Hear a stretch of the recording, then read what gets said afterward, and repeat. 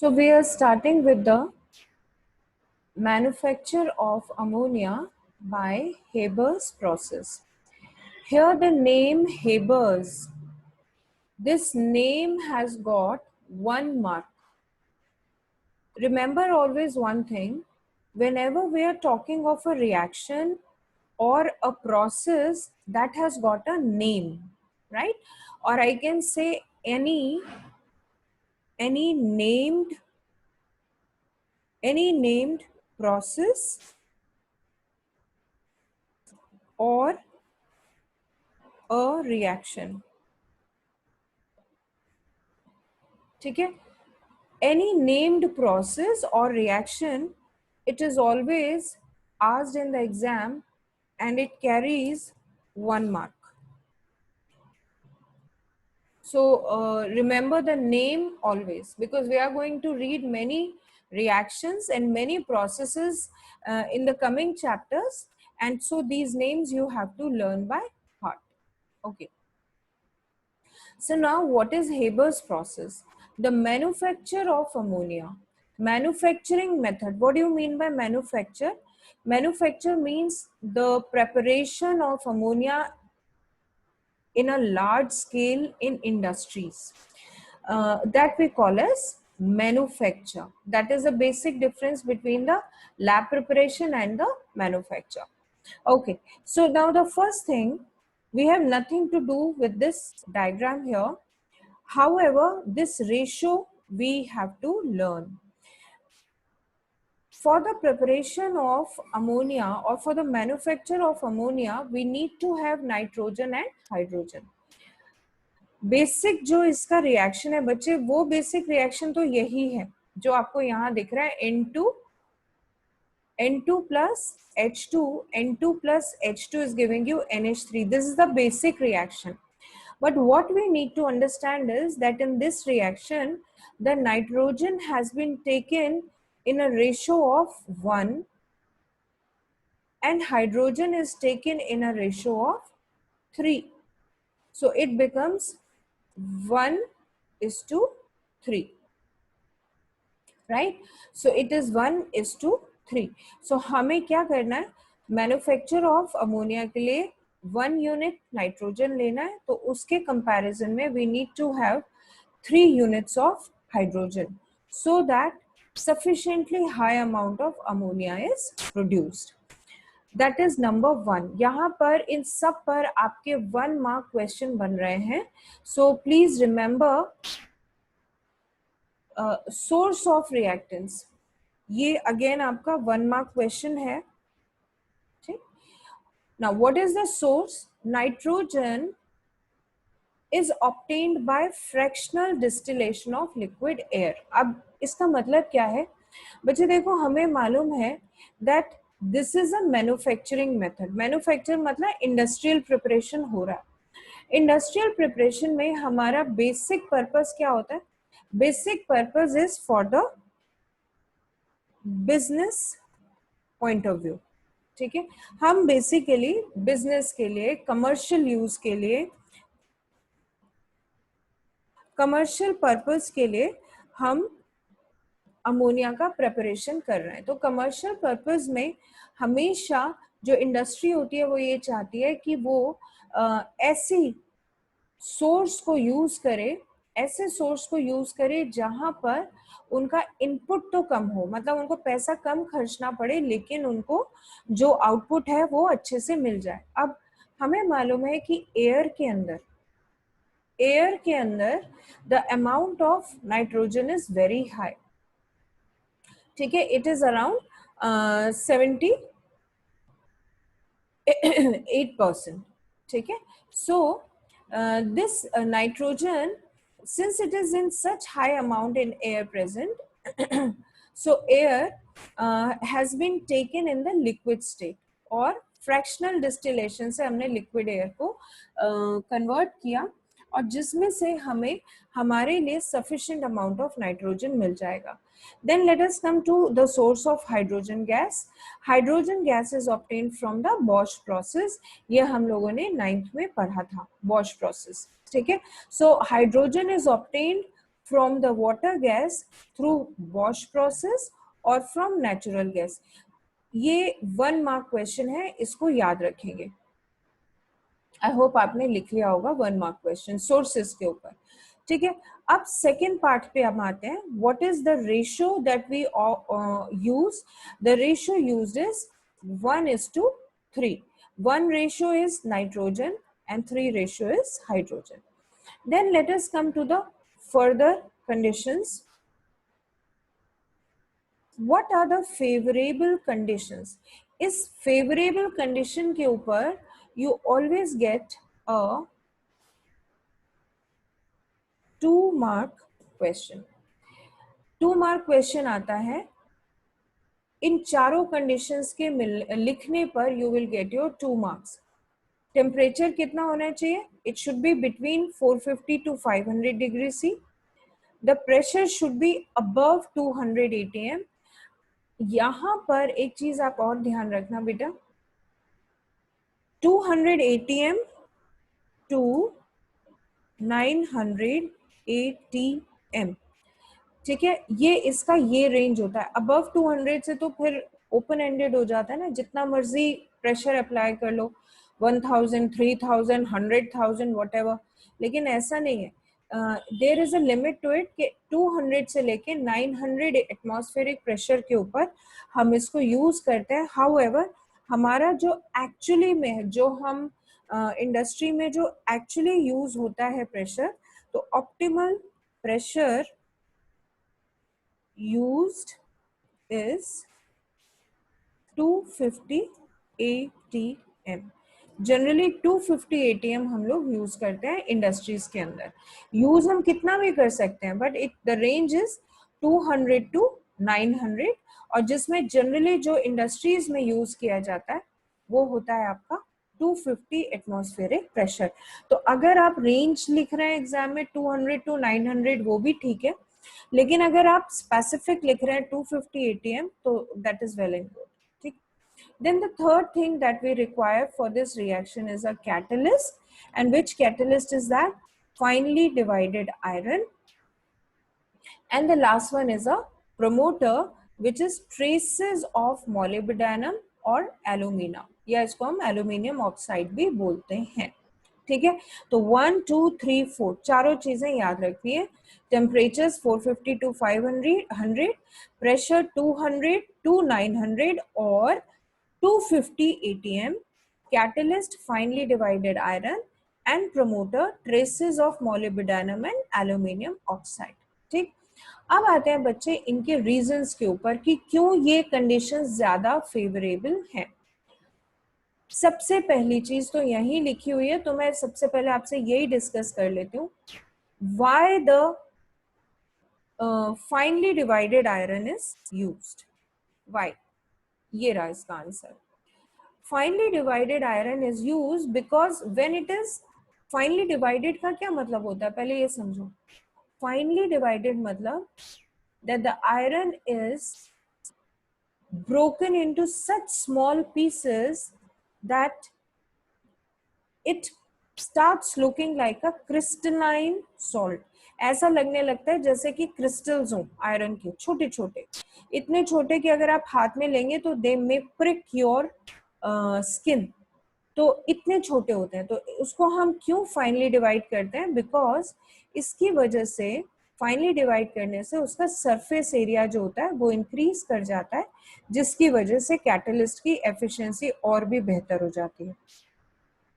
ठीक है, so finally divided iron, that's it.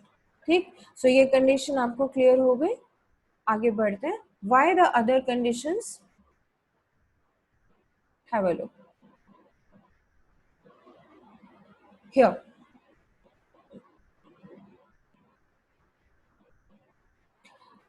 Why the catalyst and the promoter? चलो पहले टेम्परेचर देखते हैं. Why the temperatures used are between 450 to 500 degree C? The reaction itself is exothermic. जब ये reaction होता है तो exothermic होता है, large amount of heat produce होती है. ऐसे में जो temperatures हम लोग यहाँ पे use करते हैं वो low temperatures होते हैं.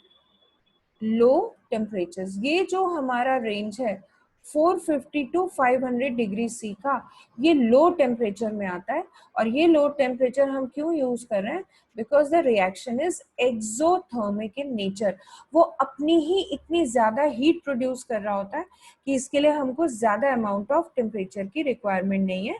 तो इस वजह से 450 टू 500 हमारे लिए सफिशिएंट हो जाता है। Then comes why such high pressure। हमारा देखो ये आ गया 200 से 900 एटमॉस्फेरिक प्रेशर हम क्यों अप्लाई करते हैं, जिसमें कि 250 जनरली यूज किया जाता है। Why? Because 4 volumes of reactants produce only 2 volumes of products. बच्चे इसको एक बार मैं आपको रिएक्शन से समझा देती हूँ। देखो यहाँ पे क्या हो रहा है,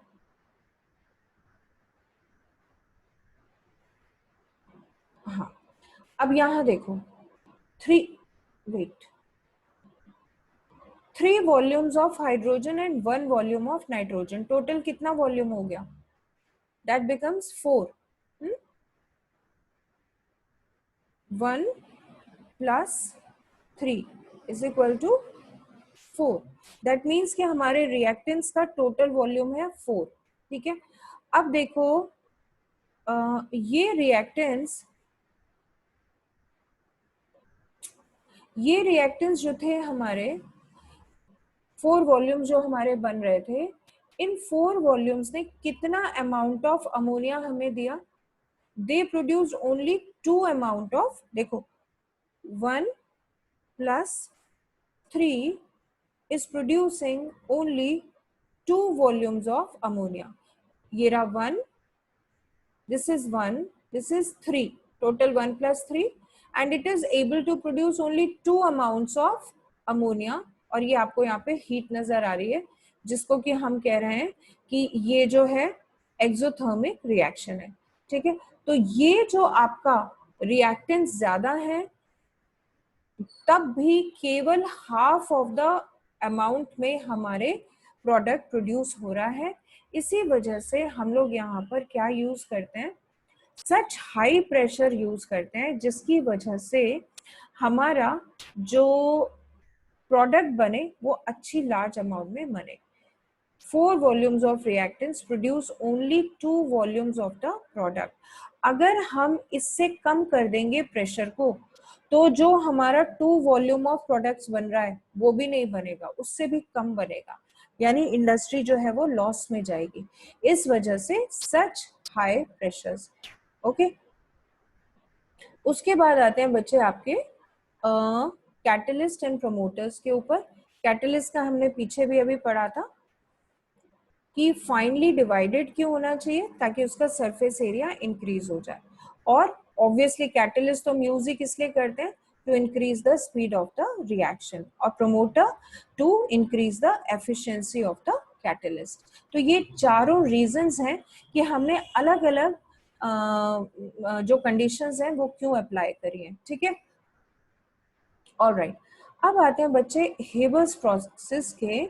हाँ, यहाँ पे आप एक y जरूर लिख लेना बेटा, यहाँ पर आपका नोट के पास आपका y बन रहा है, WHY, ठीक है। y what? y में कंडीशंस, y these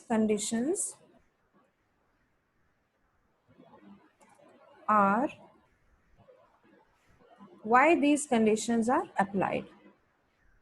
ठीक है, तो इसको आप ये चारों जो आपका नोट है उसको अच्छे से प्रिपेयर कर लेना। ओके, अब आगे बढ़ते हैं बच्चे। अब हम आते हैं इसके मेन हेबर्स के रिएक्शन के ऊपर। लेसन में आपको याद क्या करना है, मैं एक बार बता दूं आपको। ये मत समझना कि मैं छोड़ती हुई आ रही हूँ चीजों को। हमारे सिलेबस में क्या क्या है, सिर्फ सोर्सेज हैं। ठीक है, जो मैंने आपको बता दिया, नाइट्रोजन का हमारी लिक्विफाइड एयर है, hydrogen is water gas from wash process. Favourable conditions में 1 2 3 4, ये 2 मार्क का क्वेश्चन आता है। ठीक है, इसमें आपको रीजंस नहीं लिखने। अगर फेवरेबल कंडीशंस पूछी जा रही है तो बस कंडीशंस लिखनी है 1 2 3 4। ठीक, फिर आते हैं why the conditions are required. ये आएगा बच्चे आपका 1 मार्क क्वेश्चन. ये क्वेश्चन आते हैं सारे 1 मार्क के.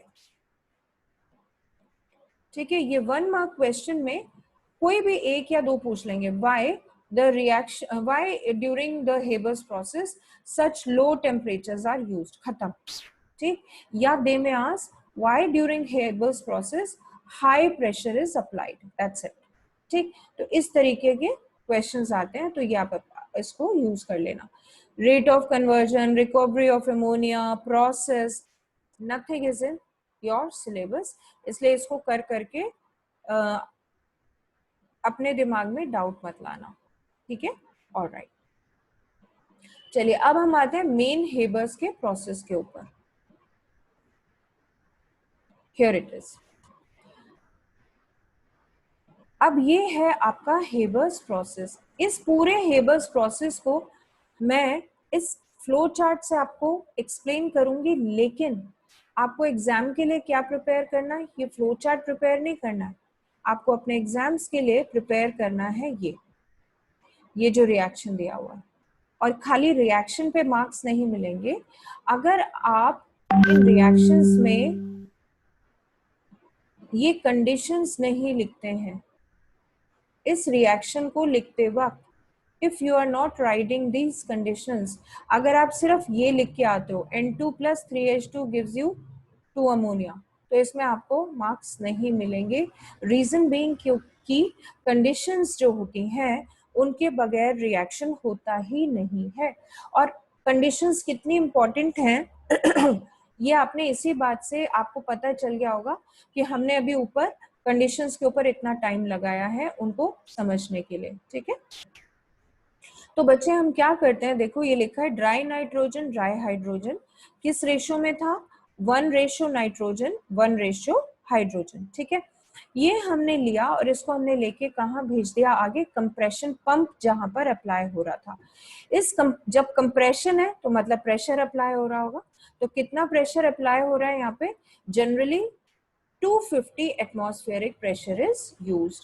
तो यहाँ पे हमारा यूज हो रहा है 250 ATM. ATM means atmospheric pressure. ठीक है, अब आगे बढ़ते हैं. आगे ये देखो, ये है हमारा इलेक्ट्रिकली हीटेड कैटालिटिक चैम्बर. मतलब यहाँ पर सबसे पहले हमने प्रेशर अप्लाई किया. प्रेशर अप्लाई करके जब हमारी ड्राई नाइट्रोजन और ड्राई हाइड्रोजन प्रेशराइज स्टेट में आए, तब हमने यहाँ पर उसे हीट किया. हीटेड है ना, हीट किया कितने पर, 450 to 500 डिग्री सी पर. और यहीं पर हमने उसके ऊपर अपना, क्योंकि कैटालिटिक चैम्बर है तो यहीं पे देखो हमने उस पर फाइनली डिवाइडेड आयरन और मोलिब्डेनम दोनों अप्लाई करे. और अप्लाई करके फिर हमने जब उसे आगे भेजा तो ऑब्वियसली क्योंकि वो हाई प्रेशर कंडीशंस में था तो हमने उसे कूल किया, ताकि कूल होने से हमें लिक्विड, यू नो कि कोई भी चीज को अगर हीटेड स्टेट में है, अगर आप उसे हाई प्रेशर कंडीशन में कूल डाउन करेंगे तो कंडेंस करेंगे तो वो लिक्विड स्टेट में हमें मिल जाएगी. ठीक है, तो यहाँ हमें लिक्विड अमोनिया मिल गया. So all this is not to be learn. ये जो मैंने अभी आपको एक्सप्लेन किया है ये पूरा, ये आपको एग्जाम के लिए प्रिपेयर नहीं करना है. This is not to be prepared for the exam. Exam के लिए आपको जो प्रिपेयर करना है वो सिर्फ आपका ये वाली रिएक्शन है. ठीक है, सिंपल है Haber's process. Alright, then the next topic now is the